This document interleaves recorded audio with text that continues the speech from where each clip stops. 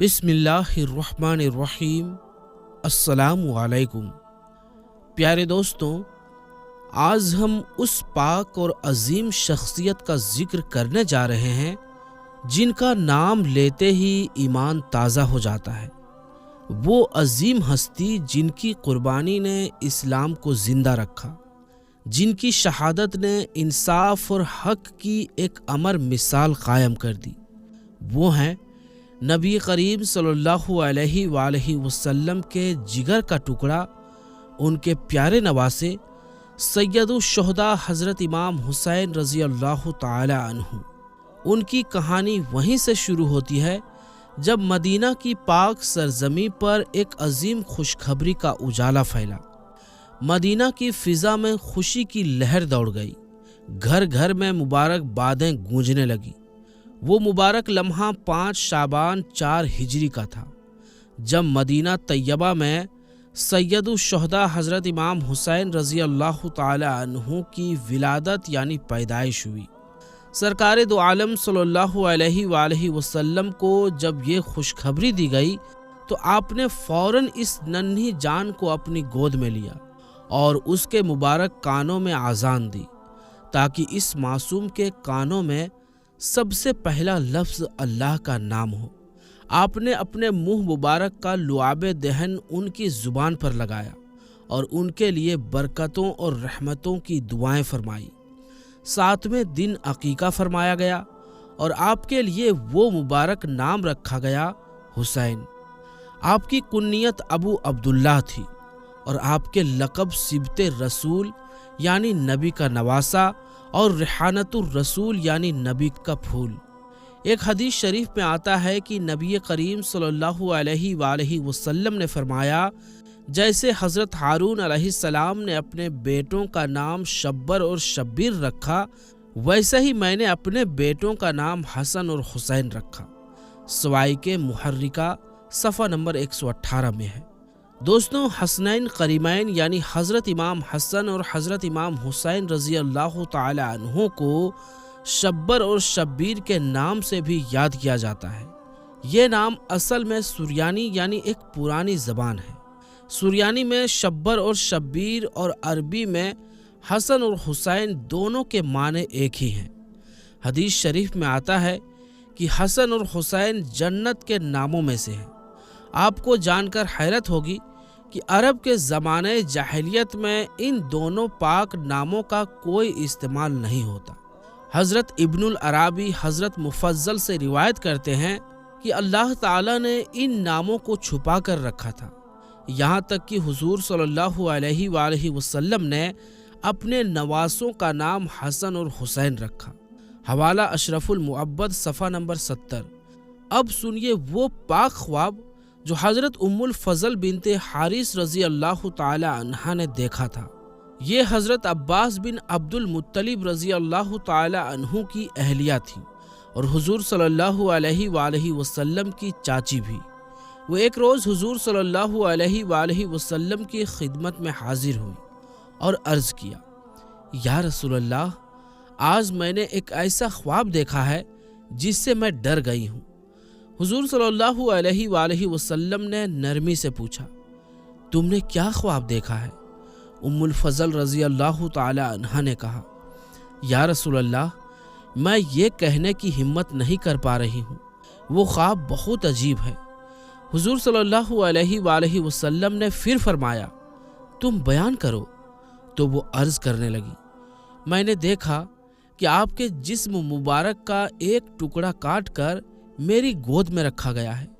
ये सुनकर हुजूर सल्लल्लाहु अलैहि वसल्लम ने इरशाद फरमाया, तुम्हारा ख्वाब बहुत अच्छा है। इंशाअल्लाह फ़ातिमा ज़हरा रज़ी अल्लाह ताला अन्हु को बेटा होगा और वो तुम्हारी गोद में दिया जाएगा। और ऐसा ही हुआ।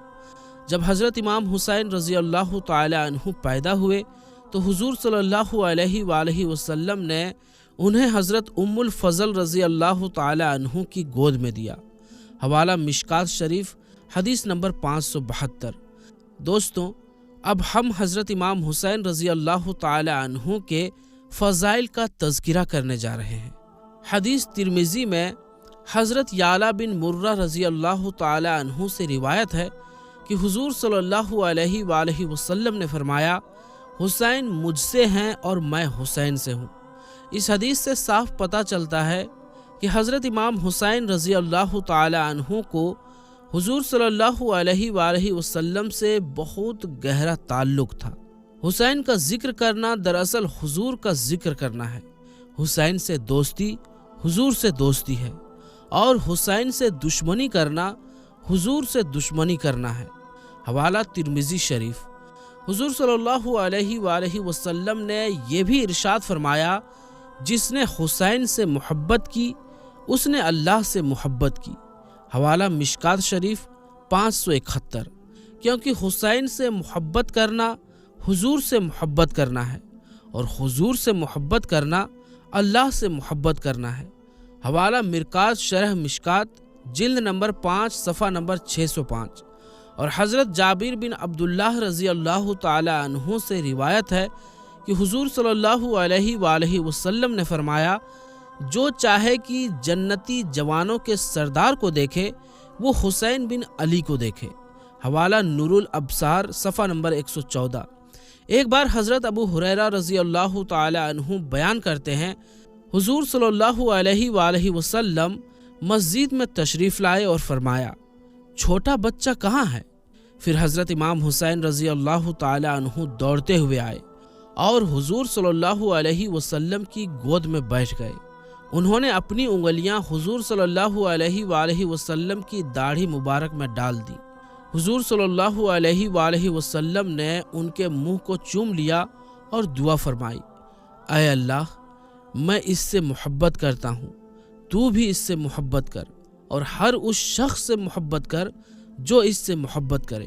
حوالہ نور الابصار صفحہ نمبر 114۔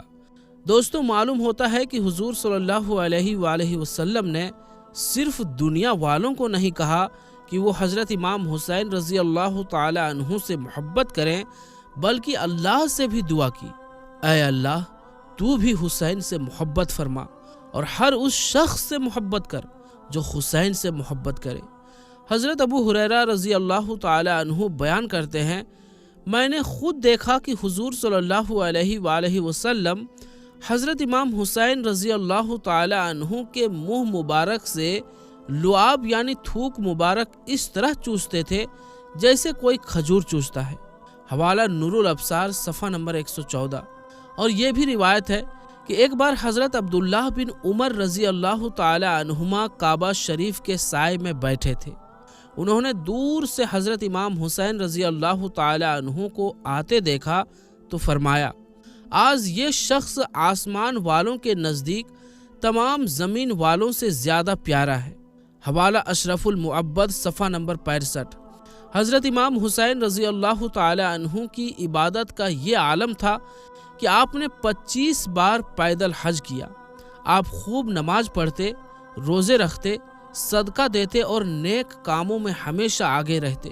حوالہ برکات آل رسول صفحہ نمبر 145۔ حضرت جامی رحمۃ اللہ علیہ بیان کرتے ہیں، ایک دن حضور صلی اللہ علیہ وآلہ وسلم نے حضرت امام حسین رضی اللہ تعالی عنہ کو اپنے داہنے اور حضرت ابراہیم رضی اللہ تعالی عنہ یعنی اپنے بیٹے کو بائیں گود میں بٹھایا ہوا تھا۔ اسی وقت حضرت جبریل علیہ السلام حاضر ہوئے اور کہا، یا رسول اللہ صلی اللہ علیہ وآلہ وسلم، اللہ نے فیصلہ کیا ہے کہ یہ دونوں آپ کے پاس زیادہ دیر ایک ساتھ نہیں رہیں گے، دونوں میں سے ایک کو بلا لیا جائے گا۔ اب آپ بتائیے کسے رکھنا پسند کریں گے؟ حضور صلی اللہ علیہ وآلہ وسلم نے فرمایا، اگر حسین چلے گئے تو علی اور فاطمہ کو بہت دکھ ہوگا اور میری جان بھی جل اٹھے گی، اور اگر ابراہیم چلے گئے تو یہ دکھ صرف مجھے ہی ہوگی، اس لیے میں اپنا غم پسند کرتا ہوں۔ 3 دن بعد حضرت ابراہیم رضی اللہ تعالی عنہ کا انتقال ہو گیا۔ اس کے بعد جب بھی حضرت امام حسین رضی اللہ تعالی عنہ حضور صلی اللہ علیہ وآلہ وسلم کی خدمت میں آتے، حضور صلی اللہ علیہ وآلہ وسلم انہیں دیکھ کر مسکراتے، مرحبا کہتے، ان کی پیشانی کو چومتے اور لوگوں سے فرماتے، میں نے حسین پر اپنے بیٹے ابراہیم کو قربان کر دیا ہے۔ حوالہ شواہد النبوہ صفحہ نمبر 305۔ اب سنیے وہ روایتیں جو دونوں پیارے نواسوں حضرت حسن اور حضرت حسین رضی اللہ تعالی عنہما کی فضیلت پر بیان کی گئی ہیں۔ حضرت ابو سعید خدری رضی اللہ تعالی عنہ بیان کرتے ہیں کہ رسول اللہ صلی اللہ علیہ وآلہ وسلم نے فرمایا، حسن اور حسین جنتی جوانوں کے سردار ہیں۔ حوالہ مشکات صفحہ نمبر 570۔ حضرت ابن عمر رضی اللہ تعالی عنہما سے روایت ہے، حسن اور حسین دنیا میں میرے دو پھول ہیں۔ حوالہ مشکات صفحہ نمبر 570۔ حضرت اسامہ بن زید رضی اللہ تعالی عنہ کہتے ہیں، ایک رات میں کسی ضرورت سے حضور صلی اللہ علیہ وآلہ وسلم کی خدمت میں حاضر ہوا۔ حضور باہر تشریف لائے تو کوئی چیز اٹھائے ہوئے تھے۔ پہلے تو میں پہچان نہ سکا، لیکن جب اپنی بات کہہ چکا تو پوچھا، یا رسول اللہ یہ کیا ہے؟ حضور صلی اللہ علیہ وآلہ وسلم نے چادر ہٹائی، دیکھا تو دونوں طرف حضرت حسن اور حضرت حسین تھے۔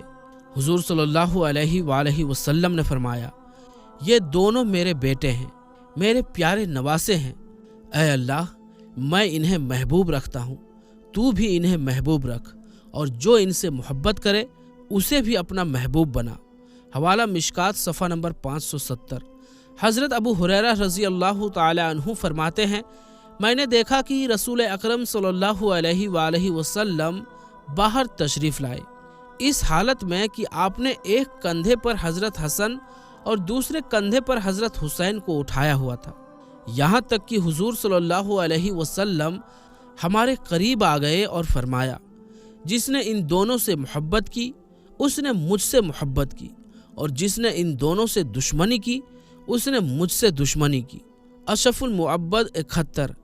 حضرت فاطمہ زہرا رضی اللہ تعالی عنہ فرماتی ہیں، میں حسن اور حسین کو لے کر حضور صلی اللہ علیہ وآلہ وسلم کی خدمت میں حاضر ہوئی اور عرض کیا، حضور یہ آپ کے دونوں نواسے ہیں، انہیں کچھ عطا فرمائیں۔ تو حضور صلی اللہ علیہ وآلہ وسلم نے فرمایا، حسن کے لیے میری شان اور ہدایت ہے، اور حسین کے لیے میری ہمت اور سخاوت یعنی ادارتا ہے۔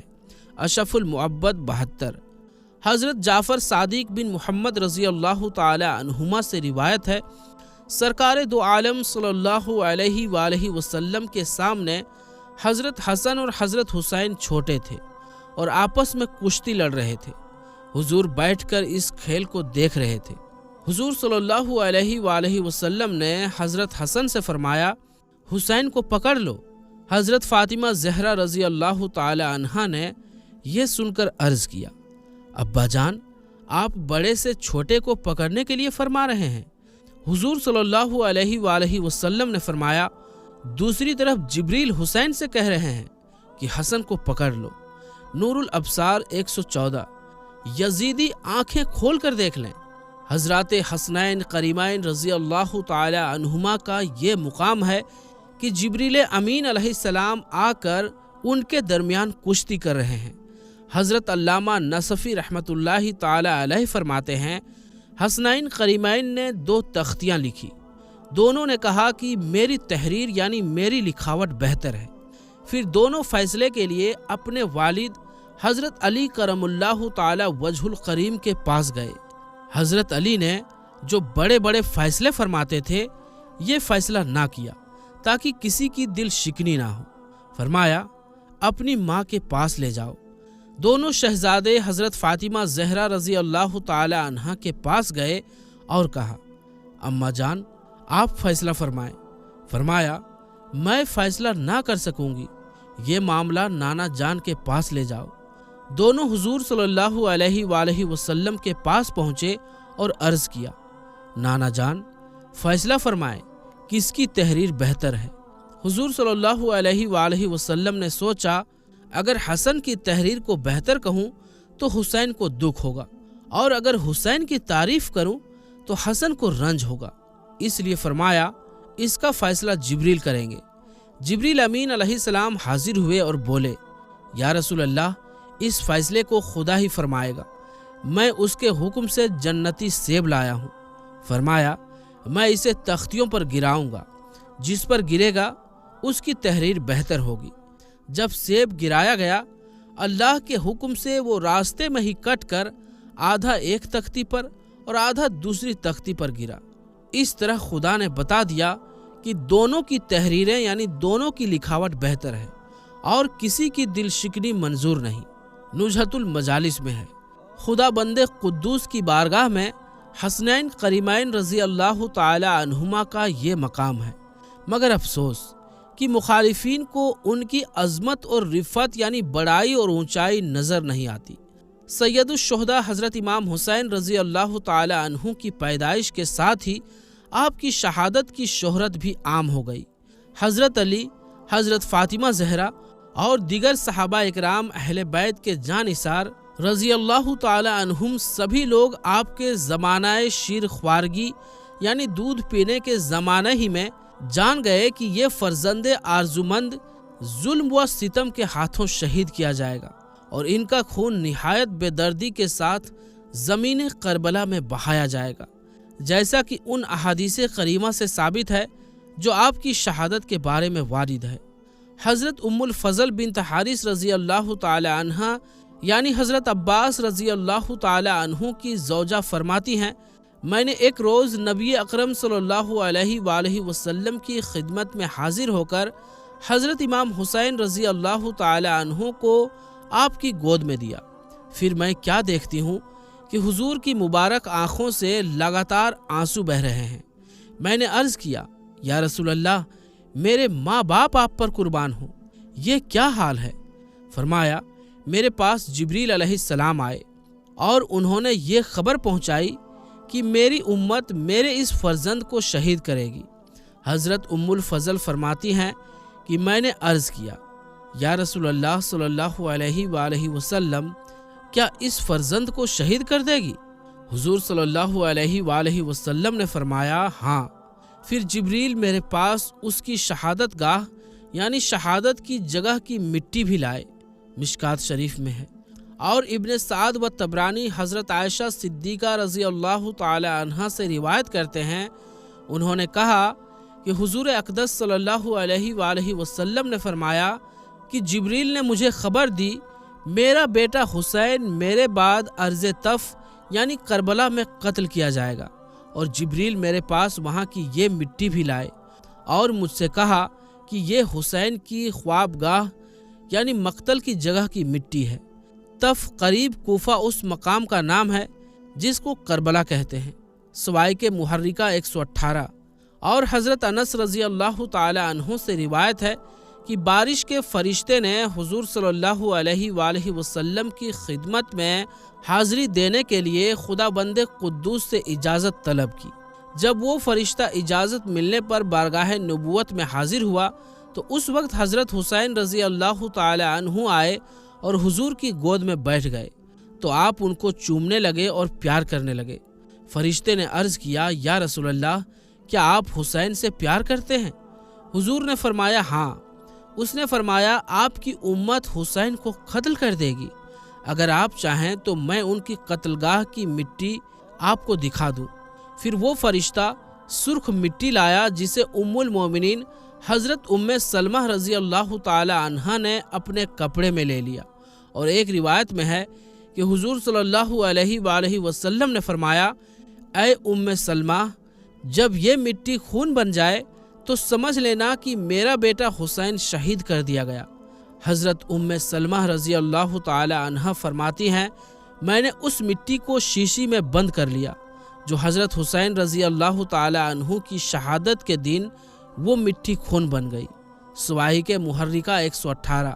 اور ابن سعد حضرت شعبی سے روایت کرتے ہیں کہ حضرت علی رضی اللہ تعالی عنہ جنگ صفین کے موقع پر کربلا سے گزر رہے تھے کہ ٹھہر گئے اور اس زمین کا نام دریافت فرمایا، یعنی پوچھا۔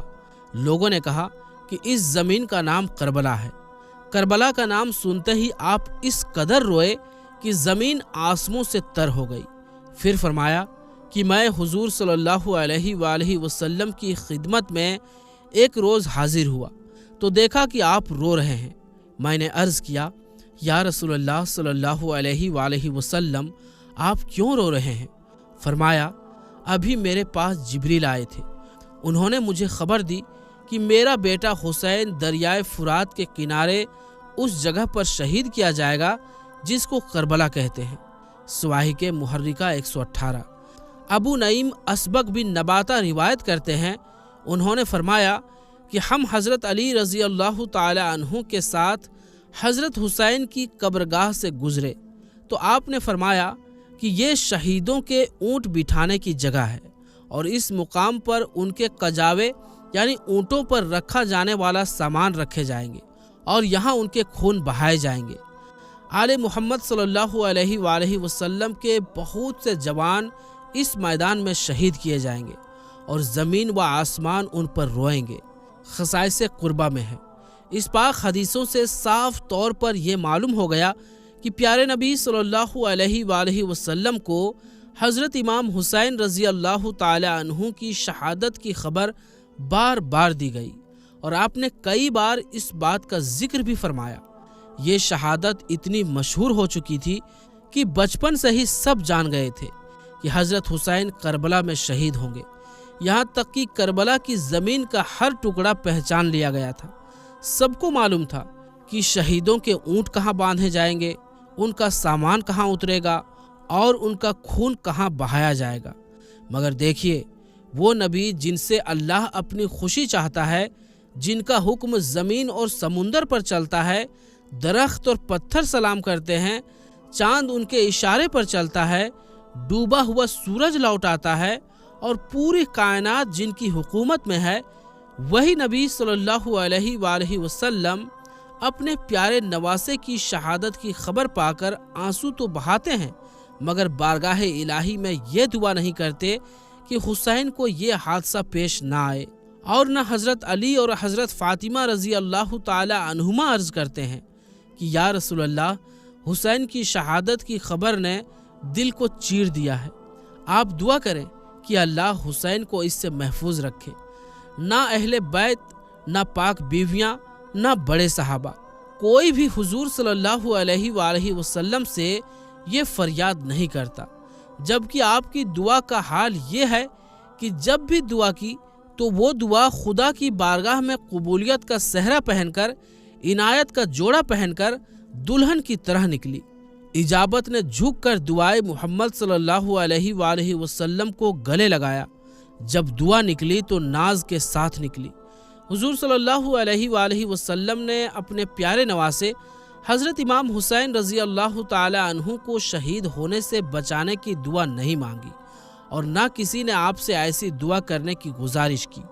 وجہ یہ تھی کہ حسین رضی اللہ تعالی عنہ پر اللہ کی طرف سے امتحان آنا تھا، ان پر مشکلوں اور پریشانیوں کے پہاڑ ٹوٹنے تھے تاکہ وہ اس امتحان میں کامیاب ہو کر اللہ کے سچے اور پیارے بندوں میں شامل ہو جائیں۔ اب کیونکہ نبی تو کوئی ہو نہیں سکتا، تو رسول اللہ کے نواسے کا درجہ اسی طرح اونچا سے اونچا ہوتا چلا گیا اور اللہ کی رضا بھی حاصل ہوئی، ساتھ ہی ان کی عظمت اور شان دنیا اور آخرت میں سب پر ظاہر ہو گئی۔